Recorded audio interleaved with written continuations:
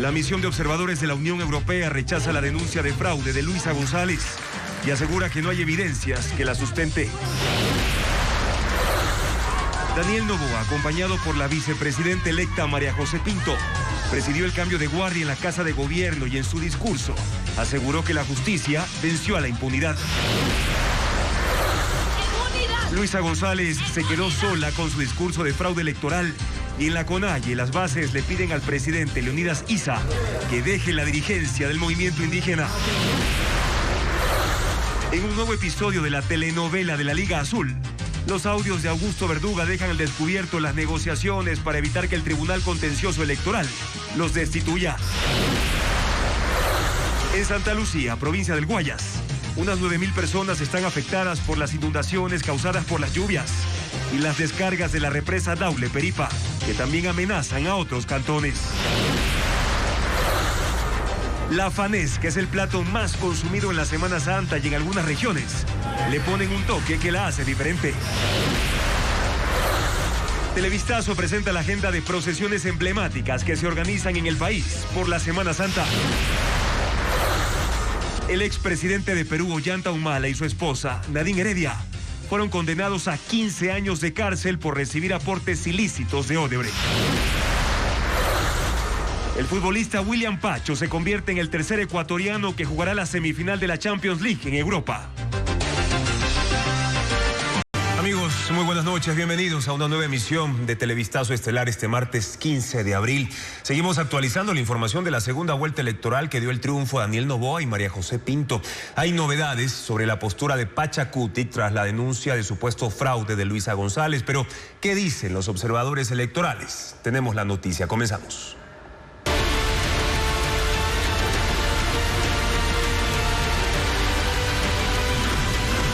Elecciones 2025.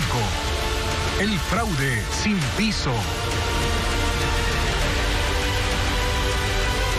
9 misiones de observadores internacionales presentaron sus informes preliminares sobre la segunda vuelta.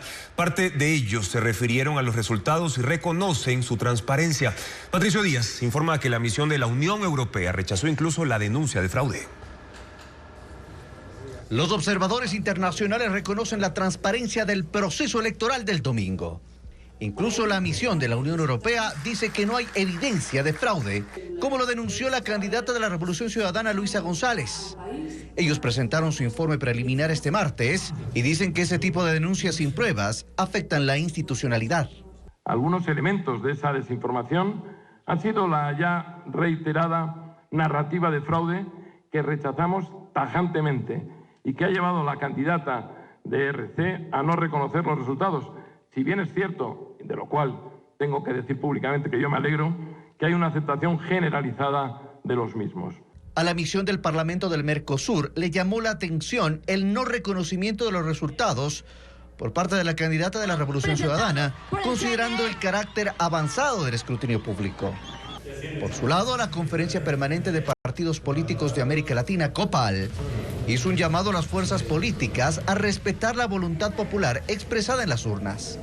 La misión de la OEA había anticipado que los resultados del CNE coincidían con sus datos, al igual que las actas transmitidas, con las recibidas por los partidos y las que se devuelven en el paquete electoral.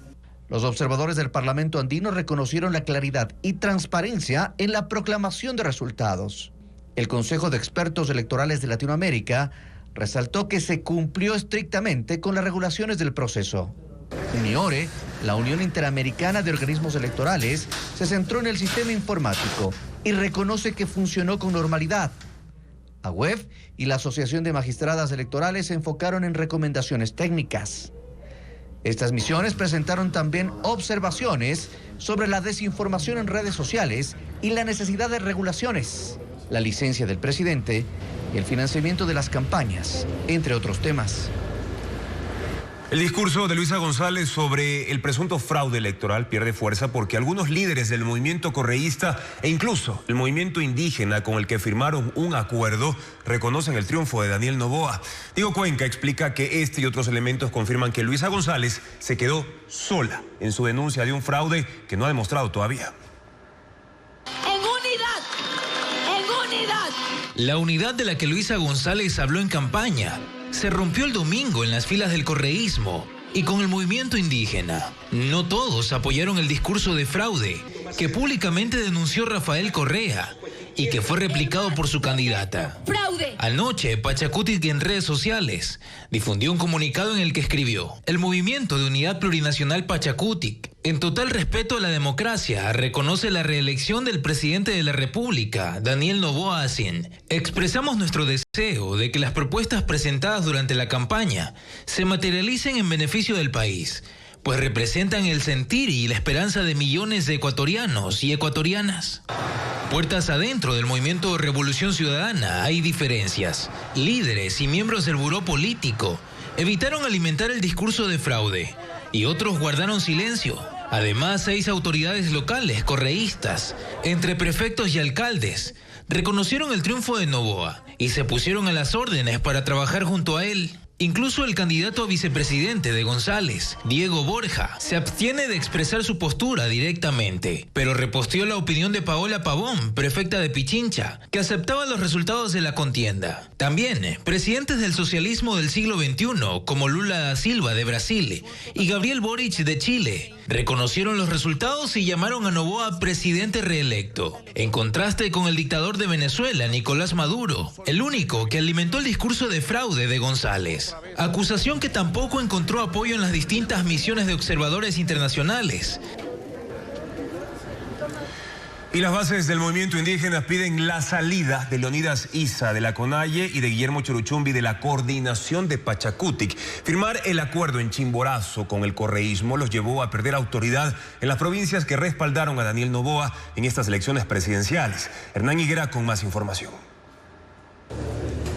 Leonidas Issa, presidente de la CONAIE, está entre los que aún no reconocen la victoria de Daniel Noboa. Tampoco reconoce que sus bases en las provincias de la Sierra se rebelaron al apoyar mayoritariamente al oficialismo. Issa, junto a Guillermo Churuchumbi, coordinador de Pachacutic, fueron quienes firmaron el acuerdo de Tixán con la candidata Luisa González, profundizando la diferencia de criterios políticos en el sector indígena. Esta mañana en la sede de la CONAIE, Issa presidió el Consejo Ampliado y prefirió no contestar preguntas a Televistazo. Quien sí lo hizo fue el dirigente de las comunidades de Chimborazo, Fernando Guamán. Él siempre dijo que la decisión de Issa y Churuchumbi de apoyar al correísmo fue personal, prepotente y no consensuada. Ahora él asegura que los resultados electorales dejan también a Leonidas Issa y a Churuchumbi como perdedores. Ha perdido el liderazgo, ha perdido la autoridad, ha perdido la legitimidad en las estructuras del movimiento indígena y eso genera reacción de las bases. Entonces, en ese sentido, para la buena marcha de la CONAIE es que debe convocar al Congreso de la CONAIE y ahí para que el pueblo decida quién va a ser el nuevo presidente o nuevo consejo de gobierno de la organización. Leonidas Issa está prorrogado en funciones como presidente de la CONAIE y en junio se hará el Congreso para su cambio.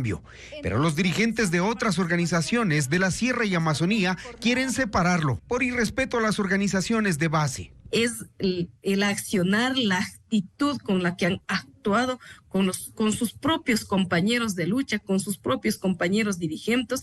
Entonces, el resultado del día domingo, esa es la explicación. Pachacutic emitió un pronunciamiento en el que reconoce el triunfo de Noboa, pero el documento no tiene la firma de Churuchumbi. A él le queda un año en ese cargo. El movimiento indígena pide al gobierno fijarse en el resultado electoral que no solo muestra el apoyo al presidente, sino que refleja unidad en el movimiento indígena, esa que no fue respetada por el interés personal de Issa y Churuchumbi. Los resultados del balotaje muestran que esta elección movió a más ecuatorianos a acudir a las urnas y a tomar una decisión consciente sobre su voto. El ausentismo se redujo un punto porcentual y también hubo menos votos blancos y nulos. Que el ausentismo haya bajado todo un punto, del 17.9% en la primera vuelta al 16.9% en la segunda, quiere decir que 164.000 ecuatorianos más decidieron ir a votar. Además, según los datos del CNE, en la primera vuelta los votos blancos alcanzaron el 2.16%, mientras que en la segunda el porcentaje se redujo, fue del 0.67%. Esto se traduce en que 152.000 votantes que en la primera vuelta solo acudieron a las urnas por el certificado de votación, en la segunda tomaron partido por uno u otro candidato, porque no votaron nulo, ya que el número de votos nulos también bajó. En la primera vuelta los nulos alcanzaron el 6.8% y en la segunda el 6.7%. Y estas cifras, que son de todo el país, se repiten al desagregar provincia por provincia. En la gran mayoría, los 3 rubros, ausentismo, blancos y nulos, bajaron. Aunque hay una excepción, Galápagos. Ahí el ausentismo subió de 24.12% en la primera vuelta a 27.83% en la segunda, lo cual también la convierte en la provincia con el ausentismo más alto del país. En donde menos ausentismo se registró, cerca del 9%, fue Santa Elena, mientras que en las provincias más pobladas del país, Pichincha, Guayas y Azuay, el comportamiento fue similar, menor ausentismo en todas y poca variación entre los votos nulos y blancos de la primera y de la segunda vuelta. Y el presidente reelecto, Daniel Noboa, participó en el cambio de guardia del Palacio de Carondelet. La ceremonia sirvió para agradecer a sus simpatizantes por el triunfo electoral del domingo. De hecho, es el primer acto público formal del mandatario tras los comicios, y Francisco Garcés cubrió ese evento. El presidente salió del Palacio 40 minutos tarde. A las 12:40, sus simpatizantes ya llevaban 3 horas esperándolo. Llegaron en buses de provincias vistiendo en su mayoría los colores del partido oficial y cargando carteles y cartones con la imagen del mandatario. Asistieron al cambio de guardia de Carondelet, ceremonia que normalmente se realiza los lunes, pero que esta vez se retrasó un día para que el mandatario pudiera recibir a sus simpatizantes y agradecer por el triunfo electoral del domingo. En el acto estuvo María José Pinto, elegida vicepresidenta de la República. Antes del mediodía, los ministros y gobernadores invitados ocuparon sus puestos en los balcones del Palacio de Gobierno. Luego llegó la nueva vicepresidenta. Ella saludó con los miembros del gabinete y ocupó su puesto en el primer balcón de la izquierda de la entrada principal del Palacio. En el de la derecha ya estaba Cynthia Gelibert, a quien Noboa nombró vicepresidenta durante la campaña. Noboa salió del palacio con su esposa Lavinia Balbonesi al balcón frontal para presidir el acto castrense, que no contó con la presencia del alto mando militar. Mantuvo el protocolo que solo rompió Álvaro, su pequeño hijo. Concluida la formalidad militar, Pinto se cambió de balcón. Se puso al lado de Noboa, quien habló 5 minutos sobre el triunfo electoral. Ya se respira un aire diferente, un aire de libertad, un aire de justicia, un aire de tranquilidad también. Ha sido una lucha muy fuerte, pero el bien venció al mal.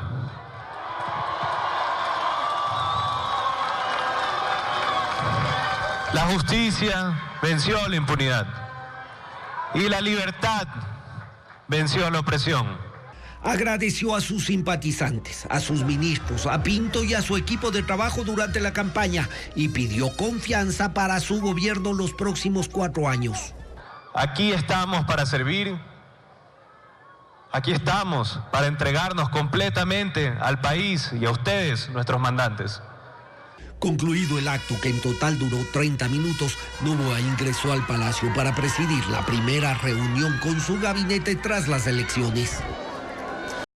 El correísmo destinó un equipo de 5 personas, entre ellas Andrés Arauz y Luisa González, para cooptar jueces del Tribunal Contencioso Electoral y así salvar a la Liga Azul de la destitución. El plan quedó grabado en el teléfono de Augusto Verduga, lo informa Jacqueline Rodas.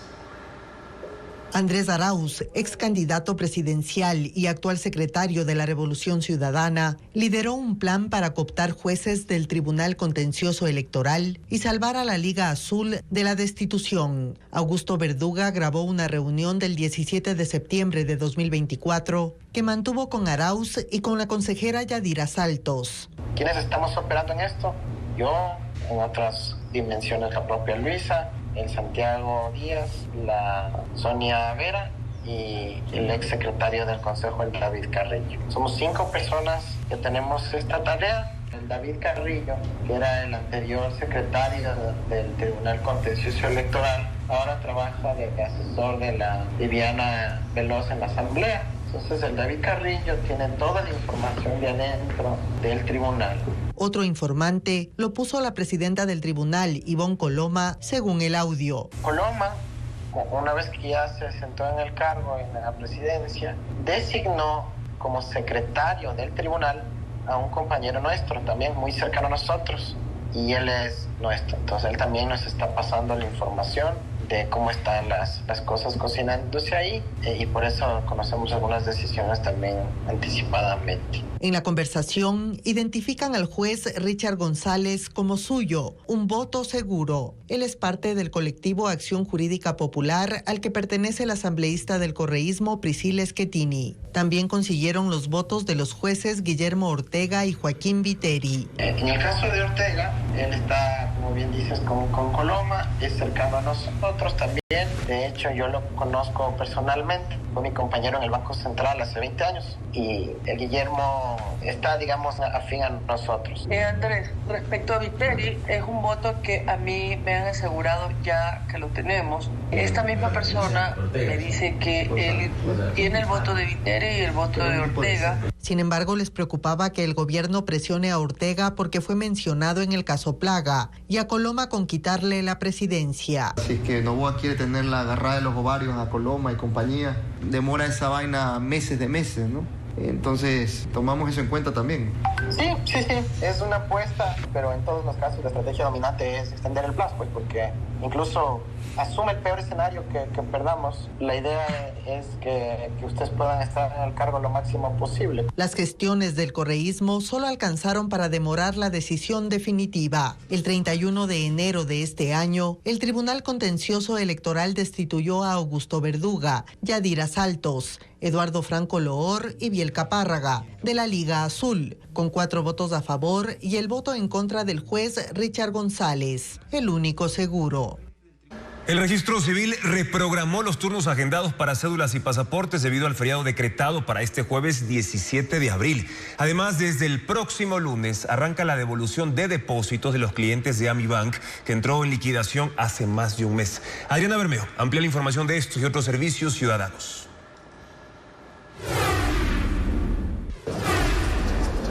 El registro civil reprogramó la atención para cédulas y pasaportes prevista para este jueves 17 de abril. Las personas que tenían turno para ese día podrán ir anticipadamente hasta el miércoles 16 de abril o la próxima semana desde el 21 hasta el 25 de abril. Para ser atendido se debe presentar impreso el comprobante de pago y el turno originalmente programado. Los matrimonios agendados para este jueves se mantienen a pesar del feriado. Desde el próximo lunes, los 31.600 clientes de AmiBank podrán recuperar sus ahorros. Podrán cobrar en las agencias JEP a escala nacional y en la cooperativa 29 de octubre solo en Carchi. El único requisito es presentar su cédula y la copia. Los ahorros se entregarán en efectivo, transferencia bancaria, cheque certificado o se podrá abrir una cuenta en la institución financiera en la que retire el dinero. La Corporación del Seguro de Depósitos estableció un cronograma según el último dígito de la cédula. Inicia con el 1 el 21 de abril y termina con el 0 el 5 de mayo. A partir del 6 de mayo, los beneficiarios podrán cobrar sin restricción del último dígito de su cédula. La Corporación Financiera Nacional condonará deudas de hasta $5,000 consideradas como irrecuperables. Los clientes no deberán hacer una solicitud porque la CFN actuará de oficio. Los casos que serán condonados son aquellos que se encuentren en estado judicial, calificados con riesgo E y que no tengan garantías de cobro. Para la ejecución de la condonación se deberá desistir de acciones en contra de la CFN en caso de haberlas.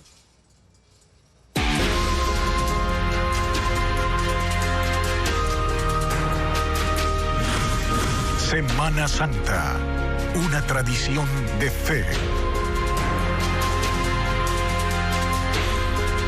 Sí, el viernes en Ecuador varias ciudades serán escenario de procesiones emblemáticas. Algunas se inician a las 7 de la mañana y otras se llevarán a cabo durante la noche. Melín Ochoa informa sobre los recorridos que tendrán estas demostraciones de fe.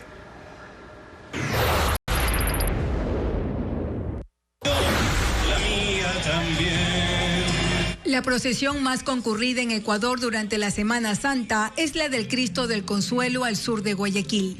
Según sus organizadores, cada año participan más de 500,000 de feligreses, convirtiéndola en una de las más multitudinarias de América Latina.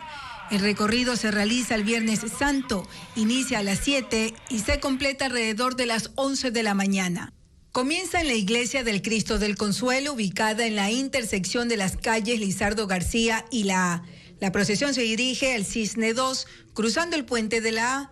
Luego continúa por las calles Balsas y Buena Fe hasta llegar a la plazoleta del Cristo del Consuelo.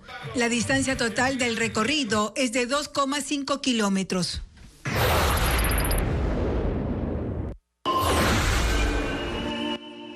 La procesión de Jesús del Gran Poder es la segunda más grande del país y una tradición arraigada en Quito. Según la arquidiócesis de la capital, cada año asisten alrededor de 150,000 personas recorriendo el centro histórico de la ciudad. Según el Museo San Francisco de Quito, esta tradición comenzó oficialmente en 1961 con la primera edición que utilizó la imagen actual. La procesión atrae a una gran cantidad de feligreses. Está inspirada en una similar que se realiza con la misma imagen en Sevilla, España. Los cucuruchos y las verónicas son figuras emblemáticas durante el recorrido. La procesión sale desde la Plaza San Francisco, avanza por las calles Bolívar, Venezuela, baja por la calle Manabí, sigue por Vargas y la Avenida América, luego la procesión sube por la calle Río de Janeiro, en el retorno avanza por la calle Venezuela, la calle Bolívar y concluye en su punto de origen, la Plaza San Francisco. Comienza a las 12 del día y dura aproximadamente 4 horas.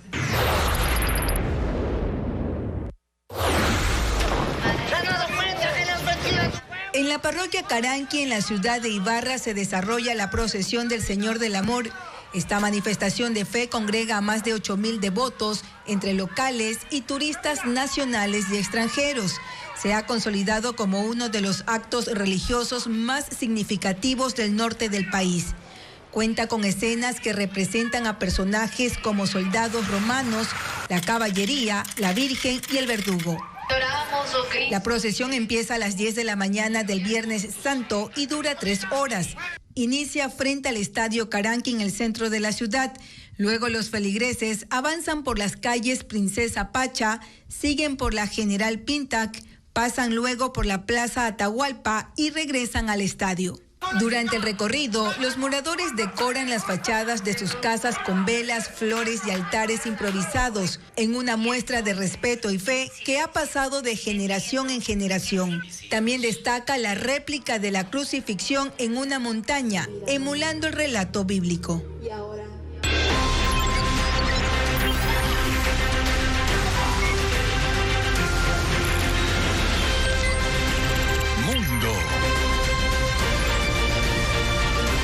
El presidente de Perú, Ollanta Humala, y su esposa Nadine Heredia fueron condenados a 15 años de cárcel por corrupción. La Corte concluyó que Humala aceptó fondos de origen ilícito de la constructora brasileña Odebrecht y del gobierno venezolano para financiar sus campañas electorales de 2006 y 2011. Humala será trasladado a la misma cárcel donde guardan prisión otros exmandatarios peruanos. Merlis González con los detalles. Ollanta Humala es el nuevo expresidente peruano que está tras las rejas. 15 años de pena privativa de libertad efectiva. La Corte Superior Nacional de ese país lo sentenció junto a su esposa Nadine Heredia por lavado de activos, luego de determinar que recibieron millonarios aportes para las campañas electorales de 2006 y 2011. Según la jueza, el dinero ilícito provino de la constructora brasileña Odebrecht y del gobierno del entonces presidente venezolano Hugo Chávez. Según la investigación, para ocultar esos aportes, la pareja firmó contratos por supuestas asesorías y crearon una lista falsa con más de 50 contribuyentes. Debo reconocer. Humala gobernó Perú entre 2011 y 2016 y fue un aliado más para los gobiernos de izquierda de Latinoamérica. Las investigaciones en su contra comenzaron poco después de que dejara la presidencia y en 2017 él y su esposa cumplieron prisión preventiva por riesgo de fuga, aunque fueron liberados 8 meses después. El expresidente de 62 años fue puesto bajo custodia. Su esposa Nadine Heredia no se presentó a la corte y tampoco se conectó a la sesión virtual. Más tarde, la Embajada de Brasil informó que pidió asilo en su sede diplomática. Con Humala son 3 los expresidentes peruanos detenidos por corrupción, después de Alejandro Toledo y Pedro Castillo, quienes ahora serán sus compañeros de prisión en el penal de máxima seguridad de Barbadillo, en la provincia de Lima.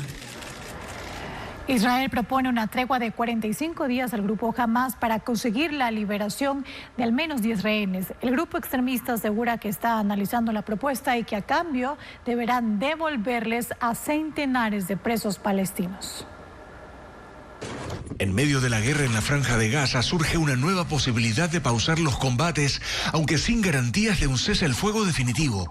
La cadena CNN reporta que, según fuentes de Hamas, el grupo estudia una propuesta israelí para detener los bombardeos por 45 días. ¿Qué busca Israel?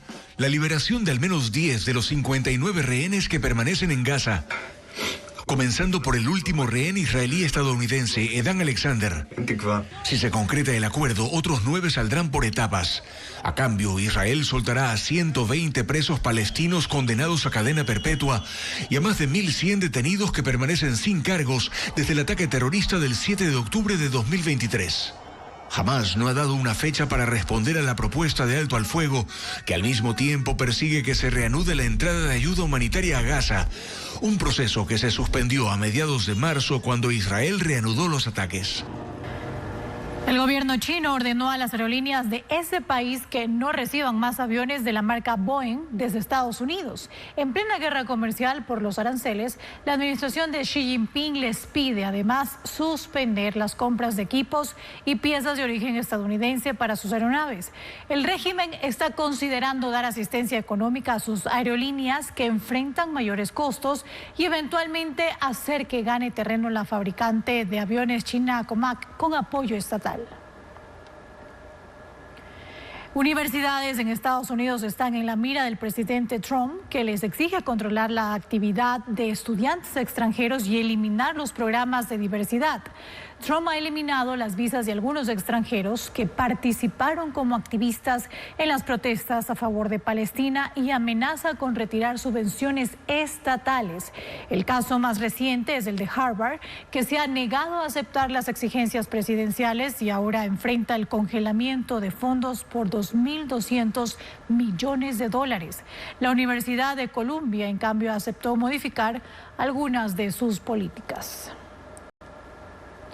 Una tormenta de arena que azotó amplias regiones de Irak deja más de 3.700 personas hospitalizadas por afecciones respiratorias e incluso asfixia.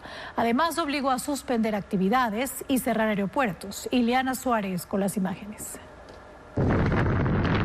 Ciudadanos de distintas provincias del centro y sur de Irak fueron sorprendidos por una intensa tormenta de arena desde la tarde del lunes hasta la madrugada de este martes. Videos captados por los residentes muestran cómo el polvo invadió las calles, obligándolos a refugiarse en sus casas y a usar mascarillas. En ciudades del sur como Najaf, Basora o Nasiriyah, donde el impacto de la tormenta fue mayor, se han paralizado actividades de escuelas y oficinas. También los aeropuertos de esas localidades cerraron sus operaciones, situación que se mantiene hasta hoy por las enormes afectaciones. Autoridades sanitarias confirman la hospitalización de más de 3.700 personas con síntomas de asfixia. Las tormentas de arena suelen producirse en primavera en Irak y han aumentado tanto en número como en intensidad en los últimos 5 años.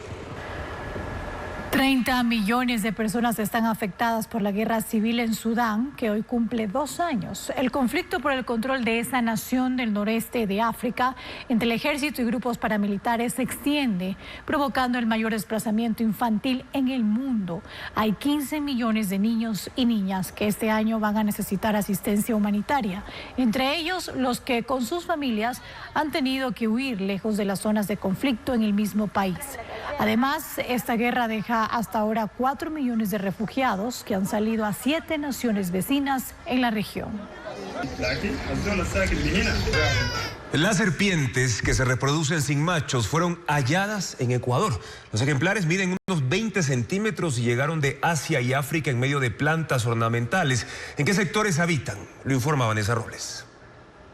Esta es la serpiente ciega Brahman, pequeña, no venenosa y aunque es originaria de Asia y África, fue encontrada en Ecuador. Así lo confirmó el reciente estudio de los científicos e investigadores de vida silvestre y reptiles, Eduardo Zavala y Alejandro Arteaga, publicado en la revista científica Checklist. Los ejemplares fueron vistos en cantones de Guayas, como Guayaquil y San Borondón. Según el artículo académico, la especie llegó al país debido al comercio de plantas ornamentales y habita en sectores como Bellavista, Campus de la Espol, Guayacanes, Parque Clemente Yerobi, Parque Lineal Kennedy Norte, Samanes, Vía La Costa y Capeira.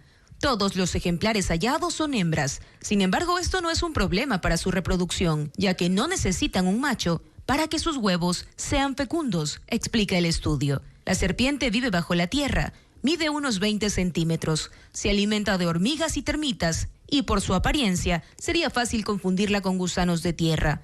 Aunque es ciega, es más activa durante la noche, pues en algunos casos su presencia significa una amenaza para especies nativas. No obstante, el informe reconoce que se necesitan más investigaciones a futuro para confirmarlo. El Ejército Nacional destruyó 2 laboratorios de procesamiento de droga en la frontera norte, mientras que en Santo Domingo de los Áchilas la policía detuvo a 3 cabecillas del grupo delincuencial Los Choneros. Paul Romero con más información de estas intervenciones.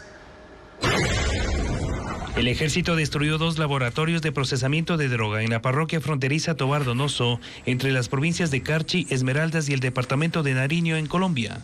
Los laboratorios con capacidad para producir cada uno 1 tonelada de cocaína semanal fueron encontrados en la zona selvática de Mina Piedra y el Derrumbe, a orillas del río Mira.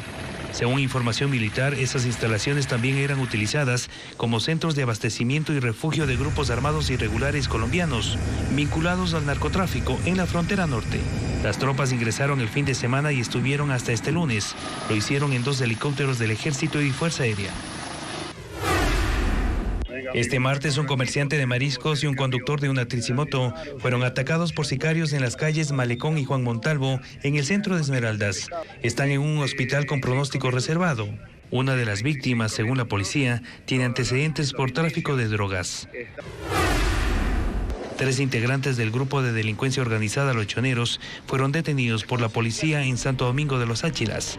Agentes allanaron una vivienda que funcionaba, según la policía, como centro de almacenamiento de armas de esa organización y decomisaron 9 armas de fuego de corto y largo alcance, municiones y una motocicleta.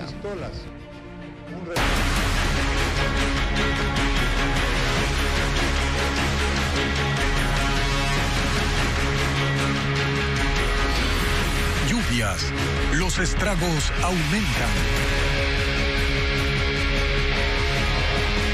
En el Cantón Santa Lucía, más de 9.000 personas están afectadas en 54 recintos, producto de las inundaciones por el invierno, lo que motivó la declaratoria de la emergencia en ese territorio. A esto se suma otro factor, las descargas de la represa Daule-Peripa. Según el COE Nacional, Palestina es otro de los cantones del Guayas con mayor impacto por el aumento del caudal de ese embalse. María Gabriela Carpio describe la situación.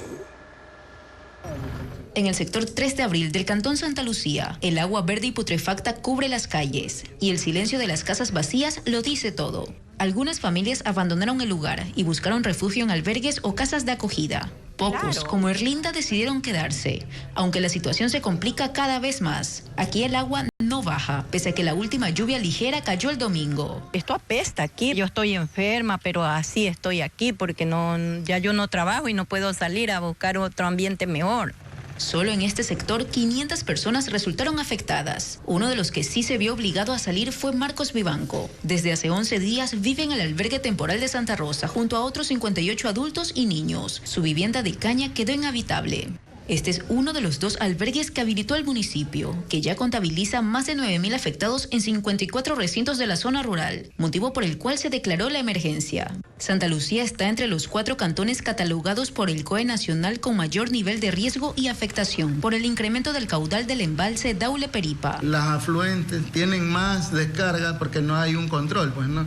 Entonces eso nos daba a conocer que con las lluvias más estas descargas son las que causan las problemáticas. Los otros cantones con mayor impacto son Balsar, Colimes y Palestina. En este último, aunque todavía no se ha declarado la emergencia, el municipio ha identificado 25 sectores afectados, 7 urbanos y 18 rurales. Uno de ellos es Macul, donde cerca de 100 personas viven entre el agua. La casa de Angelina lleva 15 días anegada. Ella y su familia se han refugiado en el segundo piso. Tenemos que pasar por canoa, si no, cuando no hay canoa tenemos que ingresar al sector de aquí y nos llega hasta aquí, hasta tope. En las zonas cercanas a los ríos, aunque por ahora no están anegadas, los pobladores viven en alerta permanente, ya que los afluentes continúan aumentando su caudal y les preocupa volver a inundarse.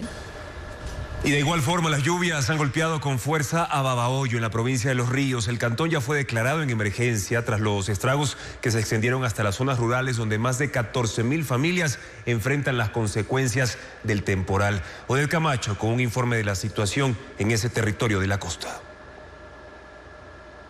El cantón Babahoyo fue declarado en emergencia tras el desbordamiento de los ríos San Pablo, Catarama y Babahoyo. La situación es crítica en zonas periféricas y rurales como Febres Cordero, donde al salir el agua ha llevado a rebasar los límites de la sabana, dejando al menos 4.455 personas afectadas, especialmente en los sectores Solbrisa y Paraíso. A lo largo de 1,5 kilómetros el agua superó el relleno hidráulico. Hemos venido comprando cañas para apuntalar la casa, porque la verdad, dentro de mi casa el agua me da la rodilla. El nivel alcanza 1,20 m de altura en algunos puntos y mantiene bajo riesgo a la terminal terrestre. En el ingreso sur de la ciudad, uno de los carriles del redondel permanece completamente inundado. El nivel del agua ha llegado a los 6,80 metros sobre el nivel del mar, muy cerca de la cota máxima de inundación establecida en 7,10, lo que coloca a la ciudad dentro del umbral de peligro. Este es un dique que protege la ciudad, tanto el malecón como el bypass, protege tanto de la sabana como el río de que no ingrese agua a la ciudad. Entonces, la situación está preocupante, ¿no? Esperemos que comiencen a descender los niveles, que no llueva en la parte alta de la cordillera. Las inundaciones también han ocasionado problemas en el ingreso y salida de la ciudad. En la ruta Babahoyo-Montalvo hay 4 tramos anegados y en la vía Juján el agua alcanzó los 80 centímetros. Esto ha complicado el traslado de pacientes hacia casas de salud de Guayaquil, ya que las ambulancias deben desviarse por caminos en mal estado, lo que prolonga el tiempo de recorrido y agrava la atención de emergencias. Según el COE cantonal, 14.753 familias han sido afectadas por las inundaciones. Y atención, porque lluvias, deslizamientos y socavones afectan las vías del país a puertas de otro largo feriado. Chimborazo, Azuay, Loja y El Oro son las provincias con la mayor cantidad de daños. Diego Puente presenta a continuación el mapa vial. En Esmeraldas hay cierres de un carril de circulación en la vía Esmeraldas-Quinindé, en los sectores de Chincha y Chaucaple y en el Vergel, ambos por pérdida de mesa en la vía. En Los Ríos, el agua cubrió la carretera Juján-Babahoyo. Eso trae problemas para los vehículos pequeños que deben desviarse por la carretera Babahoyo-Baba-Salitre-San Borondón. En El Oro hay más de 10 cierres parciales y un cierre total. La vía Pacha-Zaruma presenta deslizamientos en el sector de Cordoncillo y el tráfico está restringido. No hay rutas alternas. En Chimborazo, la carretera Balvanera, Alausí, Guasuntos está cerrada por la pérdida de vía en el sector de Casual. La ruta alterna es Guamote, García Moreno, Guasuntos. Otra es Tixán, Alausí, pero solo pueden circular los vehículos con cargas menores a 3,5 toneladas. En Loja hay 5 cierres totales y 4 parciales. Por trabajos de estabilización de talud, está suspendido el paso por la vía Loja-Malacatos en el sector de Nangora, de 8 de la mañana a 2 de la tarde. Aunque su voto es facultativo, los adultos mayores salieron de sus domicilios y llegaron hasta los recintos electorales decididos a sufragar. Lo hicieron con ayuda de sus familiares o también de las fuerzas de seguridad. María Gabriela Carpio con una crónica de lo que sucedió el domingo con este grupo etario. Esta jornada electoral evidenció el patriotismo de los adultos mayores. Aunque no tenían la obligación de hacerlo porque su voto es facultativo, salieron a sufragar. No les importó la lluvia ni las dificultades para trasladarse. Y por eso llegaron uno a uno, desafiando el mal tiempo, la edad y el cansancio. Yo vengo de aquí de Durán mismo para el 28 de agosto, porque ya la mayoría estaban por salir, pero la lluvia nos detuvo.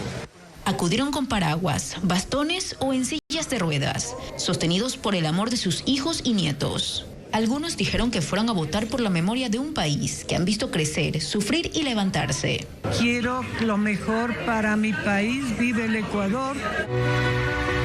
En redes sociales aplaudieron su civismo.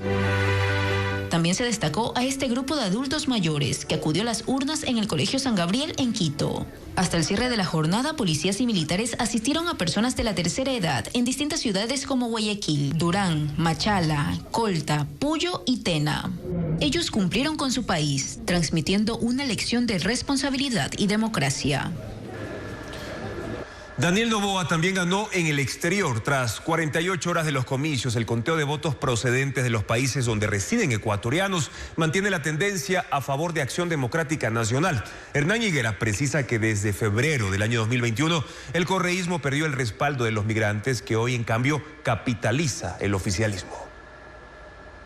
Los ecuatorianos en el extranjero habilitados para votar en la segunda vuelta fueron 456.485, pero aún no se sabe exactamente cuántos votaron. De las actas que llegaron de Europa, Asia y Oceanía, el Consejo Nacional Electoral ha contabilizado el 88%. Los resultados dicen que el presidente candidato triunfó con el 57.02% frente al 42.98% de Luisa González.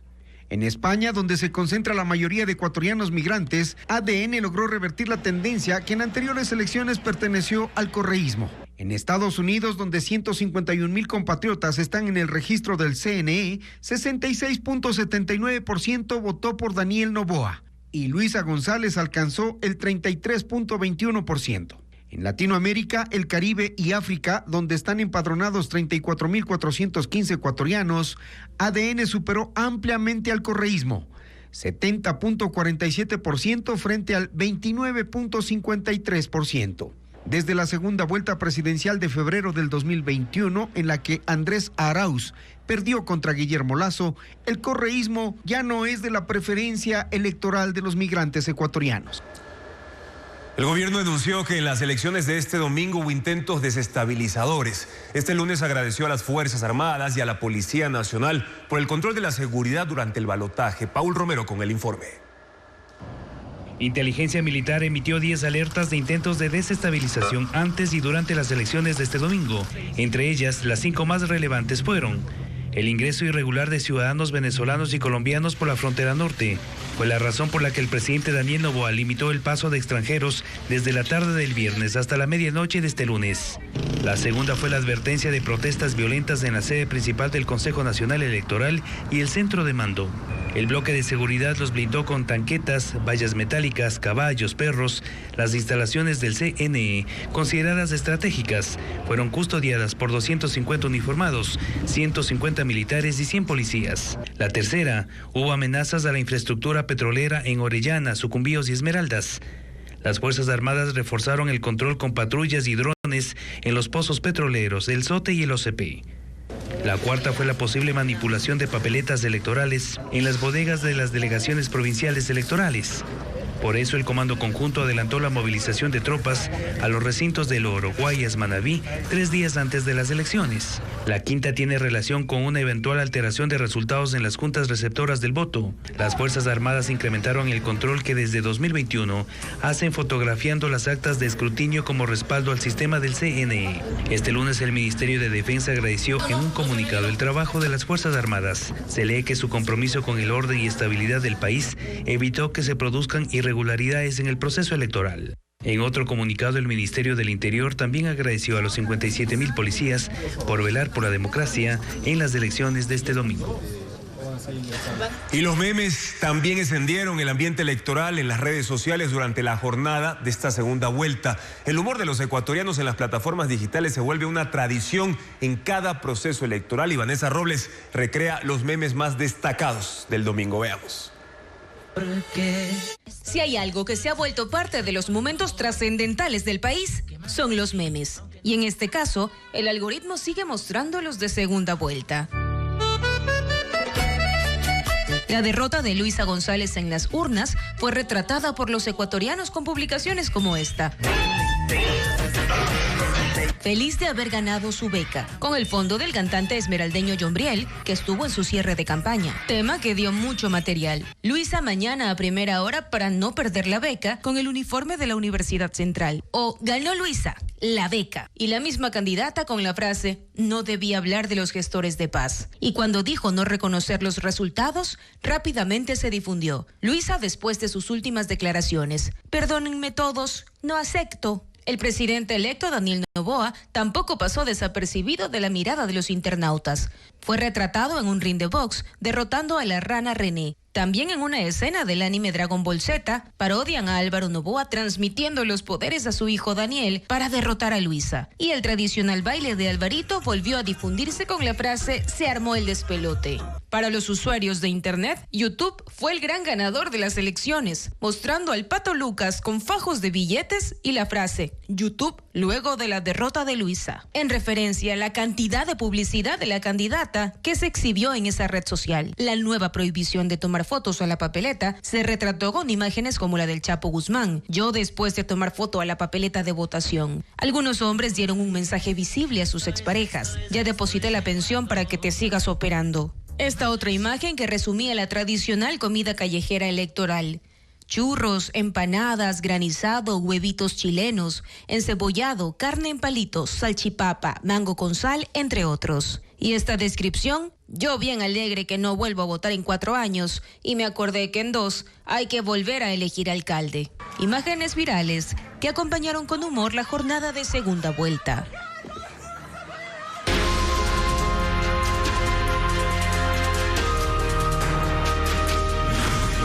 Semana Santa, una tradición de fe. Y cientos de personas participaron del tradicional Baño de la Cruz en la provincia de Santa Elena. Los fieles católicos caminaron bajo el intenso sol, pidiendo sobre todo no perder la esperanza. El relato de este evento religioso de Semana Santa con Luis Alfredo Zúñiga. Sol intenso, unos 1000 fieles, cantos y oraciones caracterizaron a la procesión del Baño de la Cruz en Santa Elena, una de las tradiciones católicas más grandes en la península. El recorrido partió a las 2:30 de este martes, desde la Catedral Emperatriz de Santa Elena. A la cabeza los monaguillos, con saumerio en mano. Detrás iba la cruz de 5 metros, cargada por los santos varones, como se denomina a estos hombres vestidos de blanco. A ellos los rodeaban quienes representan a los soldados romanos, que según el rito católico, escoltaron a Jesús en su camino al Calvario.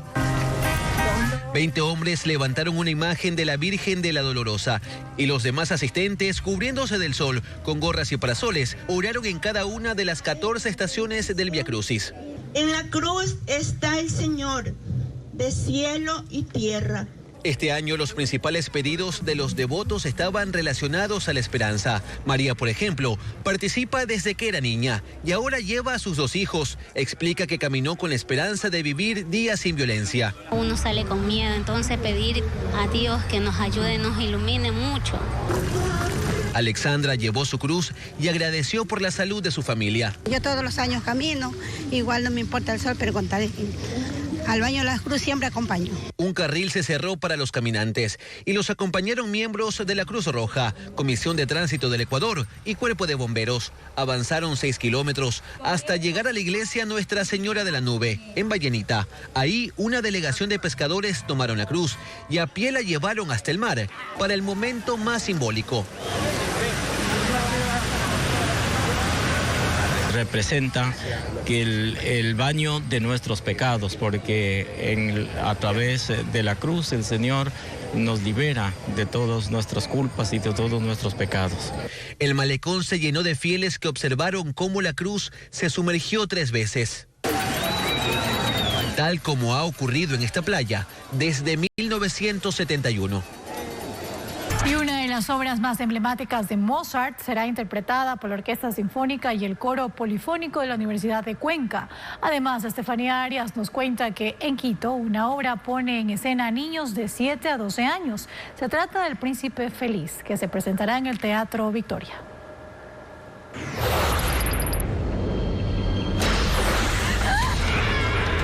Un filme que explora los temores más profundos en una sociedad marcada por tensiones, desigualdades y necesidades insatisfechas. Chuza Longo regresa a las salas de cine en Quito. La película representó a Ecuador en los premios Goya 2024 y participó en 10 festivales internacionales, recibiendo 8 premios. ¡Padre Nicanor! ¡Doña Lucía se está muriendo! Las funciones serán este martes 15 en 8:30, el miércoles 16, jueves 17 y el sábado 26 de abril en la Casa de la Cultura Ecuatoriana. Los horarios están publicados en las redes sociales de estos espacios culturales. Una puesta en escena interpretada por 18 niños de entre 4 a 12 años, El Príncipe Feliz, una adaptación del clásico cuento de Oscar Wilde, se presentará en el Teatro Victoria en Quito, a cargo de la Escuela Integral de Formación Artística Kids. Las funciones serán el sábado 19 y domingo 20 a las 16 horas.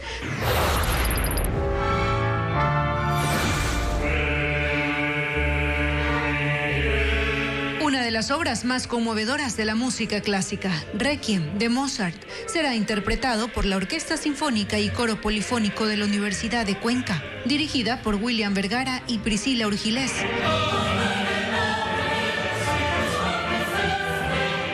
Las presentaciones serán el miércoles 16 en la Iglesia Matriz San José de Paute y en el Teatro Carlos Cueva Tamariz en Cuenca a las 20 horas. El mundo sigue recordando la vida y obra del escritor peruano Mario Vargas Llosa, Premio Nobel de Literatura, quien falleció este domingo 13 de abril en su casa en Lima. Tenía 89 años. En 2007 visitó Ecuador para dictar una conferencia. Andrea Bernal de Coavisa lo entrevistó y hoy reproducimos un fragmento en recuerdo suyo. Bienvenido al país, señor Vargas Llosa. Gracias por atendernos esta mañana y por compartir con nosotros sus experiencias. ¿Literatura y la vida complementarias van de la mano? Sí, yo creo que inseparables. La literatura expresa la vida que no vivimos y que porque no la vivimos la inventamos. Pues gracias a la literatura de alguna manera vivimos vidas distintas a la que tenemos y podemos multiplicar nuestra experiencia, podemos viajar en el tiempo, en el espacio, vivir aventuras que jamás en la vida real podríamos protagonizar. ¿Todos tenemos acceso a eso, a vivir esas aventuras? Bueno, todos los que sabemos leer, pero luego una educación que nos impulse a buscar en los libros aquello que en la vida real no tenemos, ¿no? Creo que la formación de lectores es indispensable, no solamente para que las personas tengan una vida más rica, más intensa de la que tendrían si no leyeran, sino porque creo que una sociedad que no tiene buenos lectores es una sociedad mucho más vulnerable a la demagogia, a la manipulación, a la explotación, al abuso.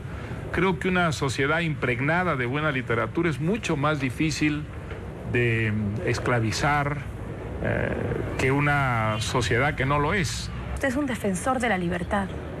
Pues sí lo soy, porque creo que la libertad ha traído a la humanidad las mejores cosas que le han ocurrido, ¿no? El progreso, por ejemplo, ¿no? Económico, institucional, cultural. No existirían los derechos humanos sin la libertad, no existiría la democracia, la idea de la tolerancia, de la coexistencia en la diversidad. ¿Hay problemas de libertad en América Latina? Hay problemas de libertad porque hay países como Venezuela donde la libertad se está encogiendo cada día más No se olvide que tenemos la dictadura más larga de la historia de América Latina en Cuba todavía. Yo creo que es una dictadura que está ya de salida. Hay una reacción muy fuerte, incluso de sectores que eran chavistas, como los estudiantes, por ejemplo, de las universidades públicas. Entonces, pues está copando los medios de comunicación para tener solo periodistas serviles, ¿eh? ¿Qué es lo que les gusta a todos los caudillos autoritarios?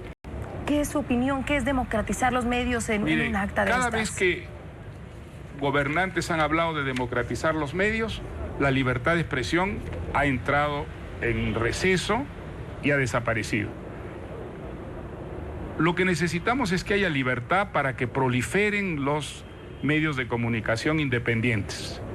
Los medios se democratizan solos. Cuando hay libertad, hay órganos que expresan distintos puntos de vista, que compiten entre ellos, que defienden opciones diferentes. Eso es lo que significa la democratización de los medios. Los gobiernos no deben meter la mano en los medios de comunicación, porque desde luego al poder no le gusta recibir críticas, ¿no?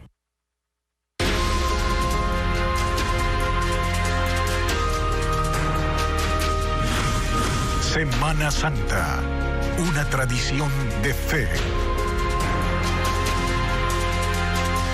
Hablemos ahora de la fanesca, que es uno de los platos tradicionales de la gastronomía ecuatoriana, y aunque es una comida única, tiene ciertas particularidades, Andrea, dependiendo de cada zona. Por ejemplo, hay restaurantes que la preparan con palmito y queso manaba. Carla Delgado hizo un recorrido para presentarnos las recetas.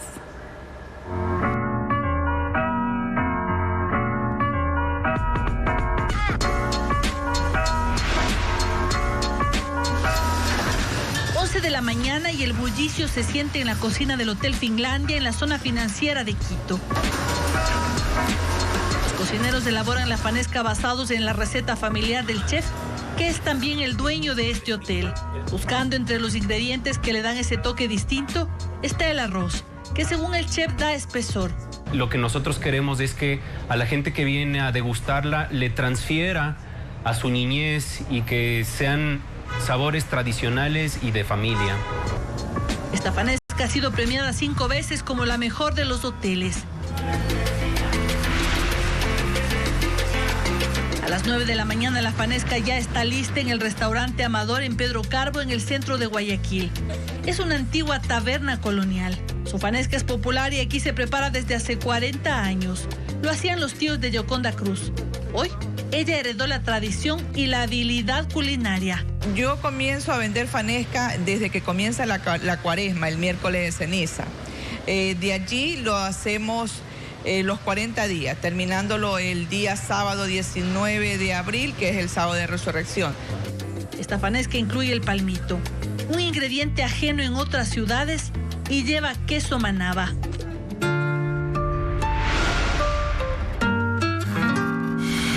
El olor de la fanesca se siente a las 8 de la mañana en la picantería La Vasija, en la calle Juan Montalvo, en el centro histórico de Cuenca. Zoila Uyaguari la prepara con la receta de su abuela. No muestra la preparación para mantener el secreto. Voy a ponerle el color. Pero el refrito es la base de su fanesca. Coloca cebolla, manteca de color y el fondo de pescado hervido previamente. Luego añade los ingredientes y pone cáscara de ají rocoto. Mucha gente busca mi fanesca porque es una fanesca que es casera. Y no usa bacalao, sino el pescado lisa que hierve, fríe y sirve con la fanesca. Un plato tradicional lleno de sabores y que reúne a las familias.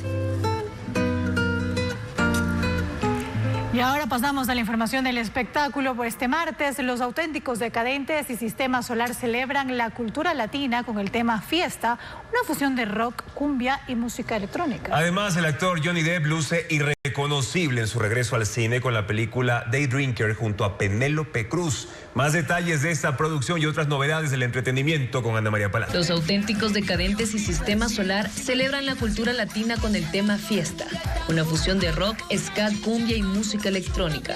Invitan a disfrutar, bailar y a gozar estar vivos.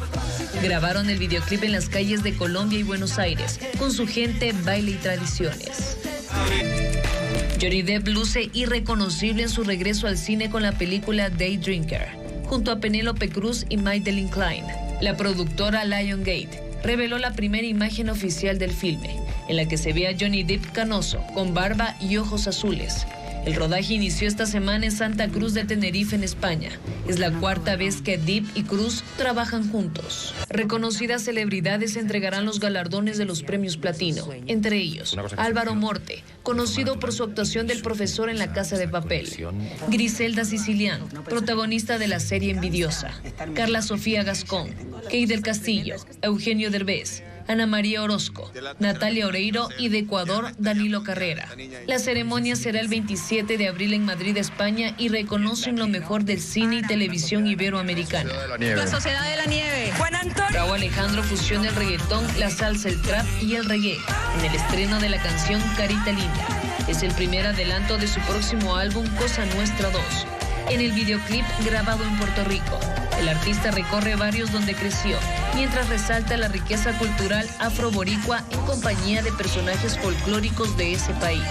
Así llegamos a la parte final de nuestra entrega informativa. Gracias por su sintonía, amigos. Mañana en Contacto Directo estará Pavel Muñoz, alcalde de Quito, para analizar los resultados de la segunda vuelta que marcan la tercera caída electoral del correísmo. Además, Osvaldo Hurtado, expresidente de la República, para analizar si la derrota correísta implica el retroceso histórico de esa corriente política y qué oportunidades abre al país la victoria de Daniel Noboa. Los esperamos también en la primera emisión de Televistazo a las 5:55 de la mañana. Les recordamos en vivo por ecuavisa.com y Ecuavisa Play. Buenas noches.